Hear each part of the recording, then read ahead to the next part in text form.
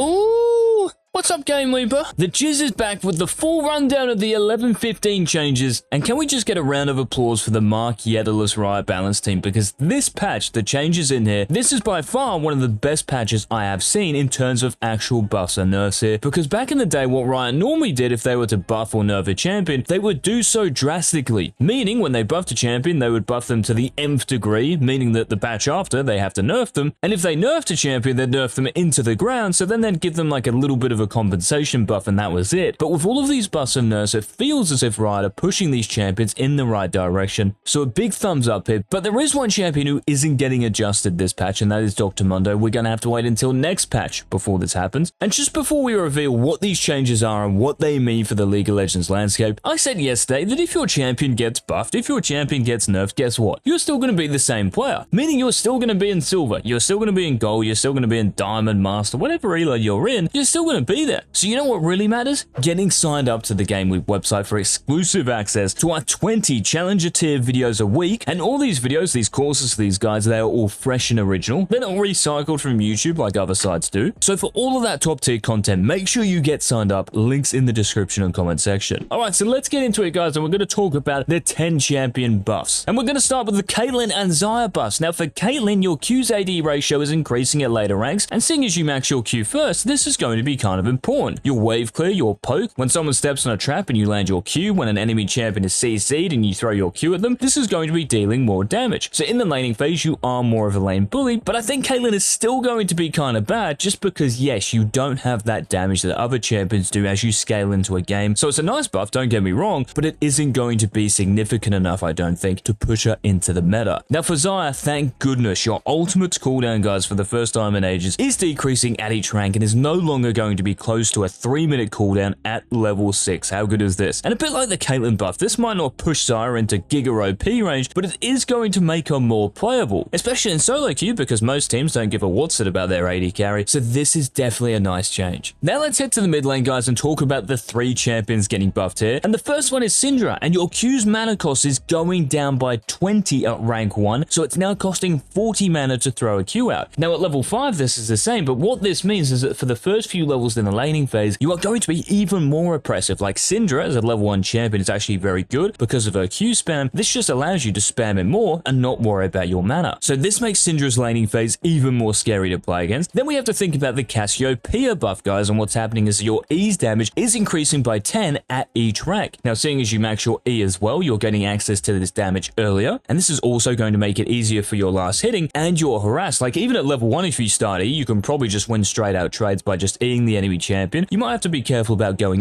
but once you get level 2 and you get your Q, if you land your Q with this extra E damage, you have serious kill potential here. So for me, I think this is a significant buff for Cassio, especially in the laning phase. And the last champion buff we have to consider, guys, for 11-15 in the mid lane is for Kennen. And what's happening is that your Q's base damage is going up at each rank, and the AP ratio is up by 5%. Now, seeing as you max your Q first, this means that your poke in lane, this means your harass, you're all in once you hit level 6. It's more scary. And later in the game as well, because the AP ratio is higher, once you start getting more AP in your kit through items, you are going to be blowing champions up. Now let's head to the top lane, guys, and talk about the one champion getting changed here, and this is Mordekaiser. So what's happening is your W's cooldown is down at each rank, and the damage stored is up by 10%. And even though you max this skill last, so you're not going to feel the cooldown until later in a game, the fact that you're storing more of your damage and then using this damage as a bigger shield, this is important for the laning phase and your trading. So again, nothing to really complain about here. These are legit buffs. Now let's head to the jungle, guys, and talk about the 2 champions getting buffed here. And the first one is Nidalee. So what's happening is your base HP is going up by 25 and your HP per level is increasing by 10. Now we all know what happened with Ryze, right? When they increased his HP per level, his win rate increased significantly. Now with Nidalee, it might not have the same effect, but this is significant. This means that when you come out of the jungle, you're going to be healthier because you have more HP now. And once you get more levels, there are just more green bars for the enemy champions to worry about, which probably means that you're going to die less. And this is a bit more forgiving for those players in lower elos who do struggle to clear on Nidalee and get out of the jungle close to max HP. And the other jungle buff we have to think about, guys, is for Shyvana. So what's happening here is that your Q's cooldown is going down in the early game, and that your Q's AP ratio for both forms is increasing as well. Now, it's a bit of a shame for Bruiser Shyvana because she still isn't really that great, so Riot are really pushing you to play AP Shiv, but AP Shiv is actually really good. Now, it is true that in terms of CC, you don't really bring any, so if you do have a team with no CC, it's pretty risky picking her, and I would be careful picking her against aggressive early game junglers because you can get pretty cucked. But if you're playing AP Shyvana, this helps you in pretty much every single way. Now, the last two buffs, guys, we have to think about for next patch are to Blitzcrank and to Rel. So what's happening for Blitzcrank is that your base armor is now going to be 40, and your Q's base damage is up by 20 at each rank. This is actually significant, and its AP ratio is increasing by 20%. Now, the AP ratio is only going to be useful for you Chad Blitzcranks out there who are building Death Cap as your first item, but the base damage being up by 20, this is legit, especially because you're maxing this first. So if you do land a hook, it's even more impactful now, and because your base armor is up, you're not going to get punished as much, and you're going to be tankier in that laning phase and take less damage. So I'm expecting to see a lot more Blitzcranks and Champ Selects locked in. And then we have to think about the Rel buff, guys, and what's happening here is that your W's cooldown is down by 2, and this is pretty meaningful just because you're going to get more W's off. So you're going to be charging into the enemy bot lane champions more and creating more kills for your teammate. So these 10 buffs, guys, let me know in the comments what you think. I think these are actually legit good, so good job, Rito. Now we have to talk about the champion nerfs, guys, and there are 9 of these coming in next patch, and we're going to start and pretty much finish with all these solo laners, so mid and top, and let's talk about Aurelia first. So what's happening is your W's AD ratio is down by 10%, okay, and the physical and magic damage reduction is down at later ranks. So once you have 5 points in W, you're going to be reducing the enemy's physical and magic damage by less, and as you scale into a game, your W is going to be dealing less damage. Now, is this enough to stop Aurelia's from maxing W? I don't think so, because W just gives you so much, like you can pretty much one-shot the ranged minions when it's maxed, and even if you can't one-shot the ranged minions, the fact is you get them low enough to then Q to all of them, so you have 3 passive stacks, and you're already 1 passive stack off getting your Ionian further. So W max Aurelia is still going to be here, but it is kind of nice they toned it down a little bit here. Now, Viego is another champion in the mid lane, guys, predominantly, who's getting nerfed next patch, and what's happening here is your Q's base damage is down at each rank, so whether you're CSing or dealing damage to enemy champions, not going to be as much, but your bonus damage to monsters is up by 10, so Riot have just taken your Q's base damage, 10 of it, and put it into monsters, so as jungle Viego, this isn't actually a buff, you're going to be dealing exactly the same amount of damage, and then your healing from minions, this is down from 50% to 10%, so this is really the only big, like, significant change in these patch notes, like 50% to 10%, that's a big drop. This means in the laning phase, you're going to have way less sustain than you normally do, but if you do go Bork and Divine Sunder, I think once you get to this point, yes, you have all the sustain you need, but in the early game in particular, this is going to mean something. Now, another mid laner we have to talk about, guys, is Sylas, and what's happening here is your Q's damage is going up, actually, by 10 at each rank, and the AP ratio is up 10% as well, so if you're maxing Q into range matchups, or when you do max your Q anyway, because of the AP ratio, this is great, this is dealing more damage, but the nerf that's coming in is that your W's healing is down at each rank, and the AP ratio in your W is down by 5%. So is this going to see every Sylas max their Q first and not their W? We'll have to wait and see, but on the whole, these don't really sound like nerfs, it's more like a champion adjustment, so kind of interesting here. Sylas mains, let me know what you think in the comments. Now, another mid laner we have to talk about, guys, is Annie, and what's happening here is that your Q's AP ratio is down by 5%, and even though this is just 5%, this is definitely a nerf. This means that your last hitting, this means that your all-in potential, especially later in a game, is down, and it means that pretty much every spike you get with your items, so your Mythic spike, your Sorcerer Shoe spike, your Death Cap spike, your Void Staff spike, these are just less scary, and more champions are going to survive as a result. Next up on the hit list, we have Gwen, and what's happening here is your ease attack speed, which was giving you 40% attack speed at level 1, is now giving you 20% in the early game. So in terms of trading potential early on, this is going to make Gwen a lot more tradable with, and she's not just going to perma-win early fights because of this ridiculous 40% attack speed she used to have. Now, next up on the chopping block, guys, we have Wukong, and what's happening here is that your HP regen per 5 seconds is down by 1.5 seconds. So in the laning phase, your sustain, you know, if you're missing HP, you're not going to get as much HP back now. Now, to be honest, because Wukong has 2 ultimates and just pretty much a broken kit, it doesn't really matter what nerf Riot throw at Wukong, he's always going to be strong at the moment, and his win rate is still probably going to be like 53% next patch, and the nerfs are probably going to keep on coming. Now, the last 2 laners we have to talk about, guys, one of them is Kayle, and what's happening here is your magic resist is down by 4, so if you're against a mage in the laning phase, well, they're just more scary, because you're going to be resisting less of their damage. And the last champion we have to think about is Aurelion Sol, and what's happening here is your ease flight distance is down to 5,000 now, and Aurelion Sol mains were insisting on a change like this, so I guess it's good. Now, you'll still be able to roam from the mid lane to bot lane and top lane. This just means that at a base, you're not going to be able to go from your nexus to the enemy nexus, so a little less roaming potential. And the last champion we have to talk about, guys, for 11-15 in the nerf department is Thresh. And what's happening here is your Flay's cooldown is up at each rank now. And I feel pretty sorry for Thresh ranks because that's like 4 nerfs in a row, and this probably places even more emphasis on using your E and Q together, so I don't think it will have the biggest impact in the world, but it is certainly a nerf. Now, we've got one champion adjustment to talk about, guys, for 11-15, and if you're enjoying these patch rundowns we give you, please let us know by leaving a like down below. And we have to talk about Rumble. So what's happening here is your passives overheat and heat decay. This is just going to be more consistent, and there are various bug fixes as well, so overall just quality of life bus here. And the last change we have to think about for next patch, guys, is to the item Hullbreaker. This is the only item getting changed, and what's happening is that your armor and magic resist you're getting, this is much higher than later level you are. And this is great because in the late game, when you do buy Hullbreaker as like a 3rd or 4th item, you are going to be getting more armor and magic resist in that side lane, in that split push. So if you're playing Yorick, if you're playing Trundle, if you're playing Nasus, this is great for that late game split push. And that was it, guys, for the 11.5 patch rundown. Let me know in the comments what you think of these changes. Overall, I think it's a really good patch, but let me know down below what you think. Thanks so much for watching. Remember to check out the GameLeap website on your way out, links down below. This has been the Jizz, and until tomorrow's video, peace.